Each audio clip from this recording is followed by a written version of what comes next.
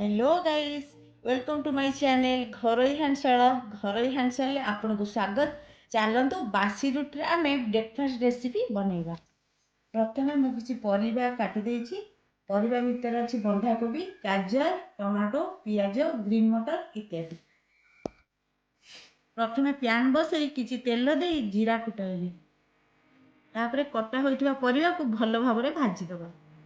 तापर आम लुण, हल्दी, red chili powder, curry powder देकी भल से मिक्स करेंगे। एबे सब बासी रुटी की गोटी गोटी करके रोल बनईदेवा। तापर एमती सब रुटी रोल बनईदेवा। तापर पीस पीस कर काटिदेवा, छोट छोट पीस करके आपण माने एमती प्रोसेस रे काटिबे। देखो केते सुंदर कटा हो जाइए। मिक्स करिवारे एई सब कटा होता रुटी की देदेला। एबे भल से मिक्स करदेवा। एबे हमर ब्रेकफास्ट प्रस्तुत हो गला। एबे किछि धनिया पत्र दे आमे सर्व करिबा। आपनको जदि मोर ब्रेकफास्ट रेसिपी भल लगे लाइक, कमेंट, शेयर, सब्सक्राइब करने भूलिबनी। रहिली, धन्यवाद।